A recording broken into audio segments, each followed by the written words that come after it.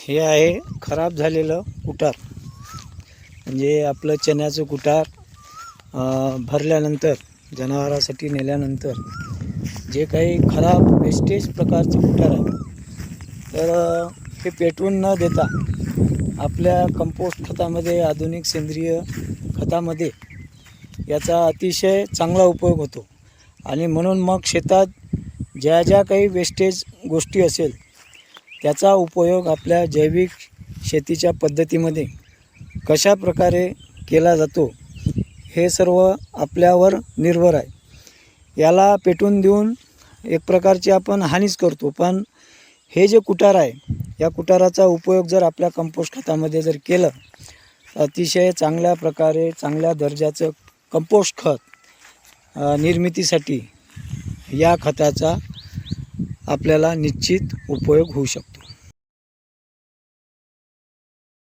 शेतातील गांजर गवत आहे आणि हे पूर्ण गांजर गवत म्हणजे जे आहे ते आपण अशा प्रकारे कापून त्याचे ढिगं लावून आणि या ढिगांना पेटून न देता अशा प्रकारे त्यांना एकत्रित करून त्याचे गठ्ठे बांधून ते आपल्या बांधावर ज्या ठिकाणी खड्डा असेल त्या ठिकाणी सडवण्यासाठी आपण दरवर्षी आपल्या या शेतातला कचरा टाकत असतो.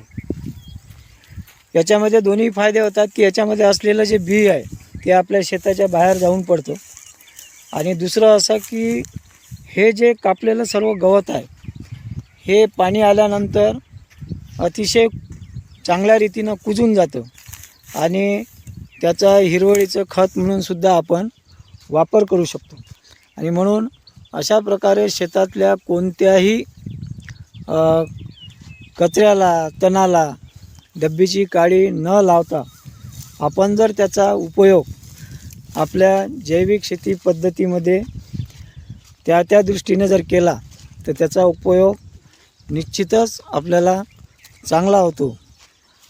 थोडंफार कष्ट होतात कापण्याचा, नेऊन टाकण्याचा, पण त्याचा फायदासुद्धा कंपोस्ट खताकरता अतिशय चांगला होतो की ज्या कंपोस्ट खतानं जमिनीची तब्येत सुधारते, म्हणजे आरोग्य सुधारते, पर्यायानं कर्ब वाढतो. तर अशा या पद्धतीचा अवलंब जर प्रत्येकानं केला तर निश्चितच त्याचा फायदा होईल. अशा प्रकारे हा कचरा आपण बांधावर नेऊन टाकतो. याचे दोन्ही फायदे, जर याचं कंपोस्ट खत करायचं असेल, खड्डा असेल तरी चांगलं, आणि बांधावर जर नेऊन टाकलं तर वर्षभरातला पूर्ण कचरा त्या बांधावर तयार होतो. काही निंदाचे पुंजाने असतात आणि आपल्याला जेव्हा वाटेल तेव्हा या कुजलेल्या कचऱ्याचा खत म्हणून आपण उपयोग करू शकतो. शेतातला कचरा पेटून न देता अशा प्रकारे जर आपण त्याचा उपयोग केला तर ज्या झाडांनी आपल्या जमिनीतील जे काही अन्नद्रव्य शोषून घेतली ते सर्व कंटेंट आपण कंपोस्ट खताच्या माध्यमातून रिसायकलिंगद्वारा पुन्हा आपल्या शेतात परत आणू शकतो. अशी ही चांगली प्रक्रिया कंपोस्ट खताची आहे.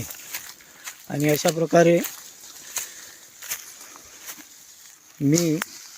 आम्ही हे अशा प्रकारे कचरा असा टाकून देत असतो. या ठिकाणी 2-3 वर्षाच्या आधी खूप मोठं असे एक लांब अशी दरीच होती आणि खूप मोठा असा खड्डा होता, कारण बाजूला नाला आहे.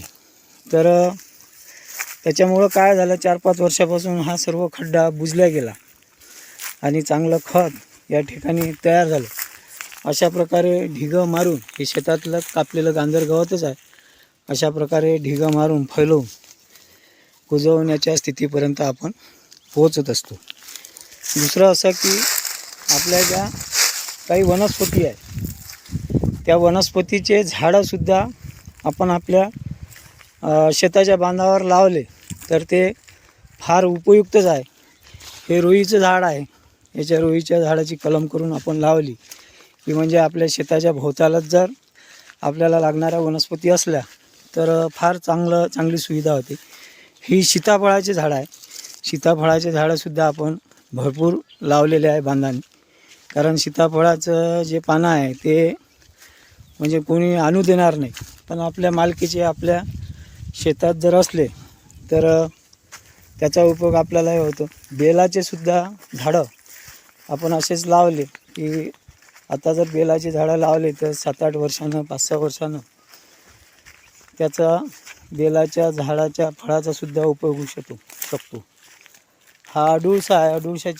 अडुळशाचे सुद्धा आपण अशा प्रकारे रोपं तयार केले, झाडं तयार केली. साधारण निरगुडी ही भेटत नाही, पण निरगुडीचा एक प्रयोग करून पाहिला. त्या हा नाल्याचा भाग आहे काठचा, आणि शेतातही पावसाळ्यात जर निरगुडीच्या कांड्या असं आपण बरसात असताना पावसाचं वातावरण असताना जर लावलं तर अशा प्रकारे झाडं आपल्या औषधी बनवण्यासाठी, मिष्ट बनवण्यासाठी आपण तयार करू शकतो. हे महारुगाचं झाड आहे तयार केलेलं. हे एक छोटं दुसरं महारुगाचं झाड आहे.